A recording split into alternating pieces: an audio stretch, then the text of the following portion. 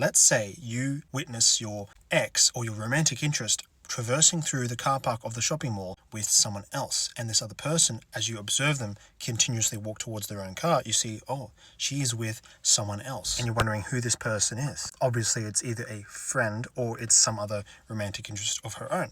Now, I want you to think about, what would it take for you to convince that person, her, your ex or romantic interest, to change her mind and choose you instead of that guy?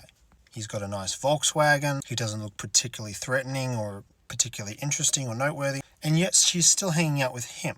What do you do to shake her up and get her onto you, to make her want you, to choose you? Do you feel like that you want to go over there and just grab her and just shake her and say, this guy is wrong for you?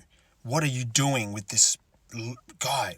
Come up with any other acronym like lose or something if you're that angry.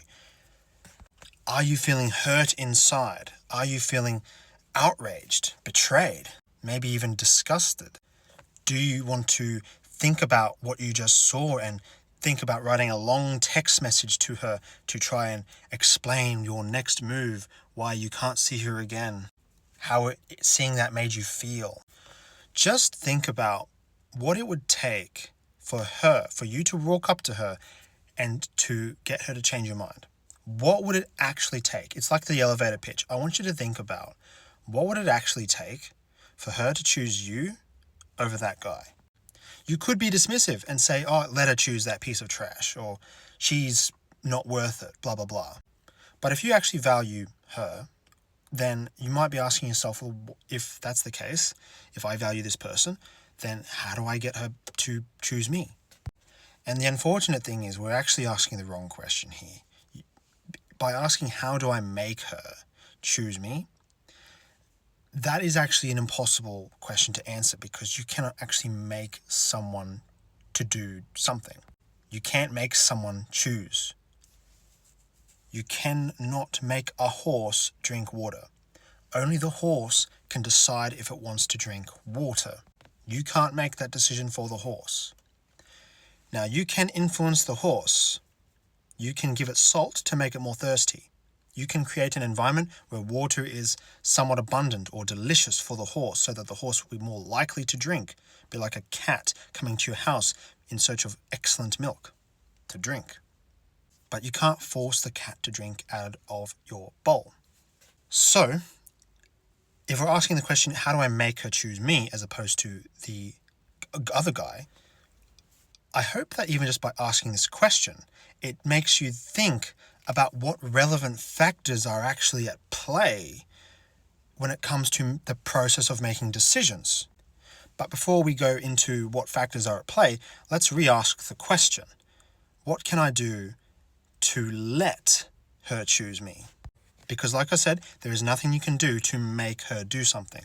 But you can allow or let her come towards you. You can let that happen. Even if she doesn't want to, at least you can open the gates. So we're actually taking focus away from her, and we're focusing on ourselves, our own internal locus of control, the things that we can control, because we can control what we do. We can control how we respond. Now, speaking about what factors are at play, think about what it would really take for someone, if you were to rock up to her, right? Think about if you grabbed her on the shoulders and you firmly shook her and you said, choose me over that guy. What would it actually take for her to come to a decision on her own accord that she wants to choose you over the other guy? All right, factor number one, this is her perception of you and the other guy. If you put 100 or 100,000 people in a blank white room, and in the middle of the room there is a green vase,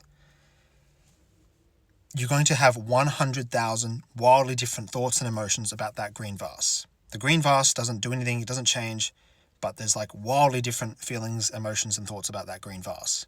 And so her perception, if you know what that perception is very important. Another important factor is what she values. If you know deep down what really are her true values, what does she value on a deep subconscious level, so deep that she herself might not even realize that that is something that she values. Does she value you? She might to a certain extent, but not as much as spending time with this other guy. So in that case, what does she actually value? She might not identify herself as promiscuous or degenerate because she wants to see herself in a positive light. So therefore, what is she actually valuing? Maybe she sees this is the way to freedom. Maybe she sees this is the way to finding her best possible option, a captain to set sail with.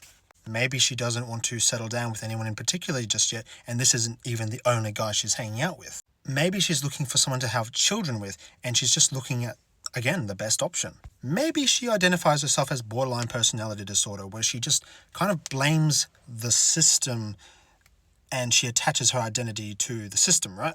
Now, this is another factor, right? Whatever she values, she might also be attaching her identity with that thing as well. Like the Bible says, your heart is where your treasure is. So what exactly is her treasure? What does he value most? Another very important factor to take into consideration is the pain versus pain scale system. Her subconscious evaluation system is weighing pros and cons all the time.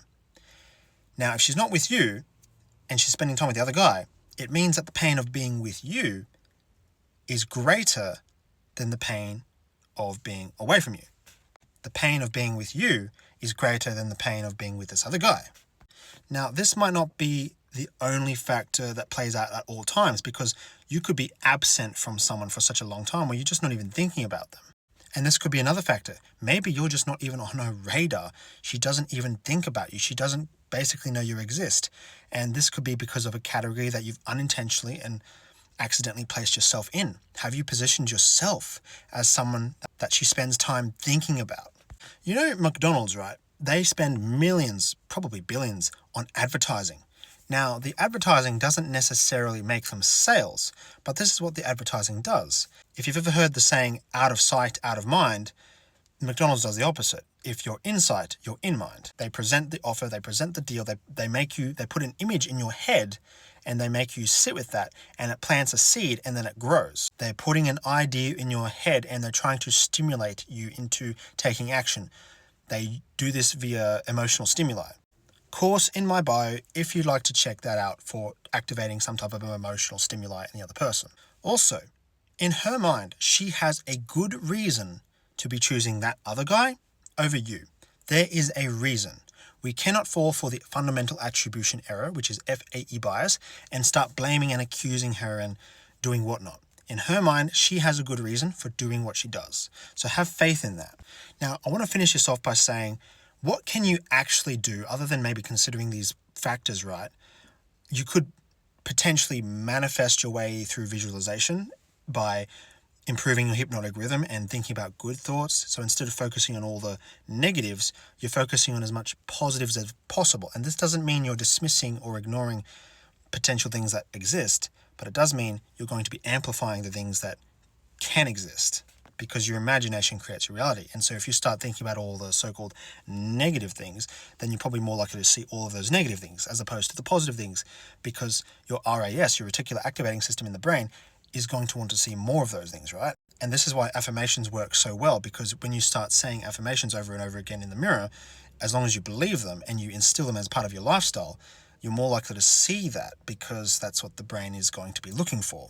The brain is like a sonar system. It's sending out pulses trying to confirm if what you're believing is true. And it keeps on doing this on a very subconscious level every millisecond.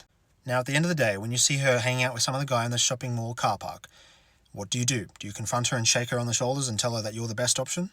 No. You do nothing. And you don't do that because you're trying to be dismissive. You don't text her when you get back home saying all this emotional stuff. You don't do this because you're stoic. You do nothing because that is literally the best option you have.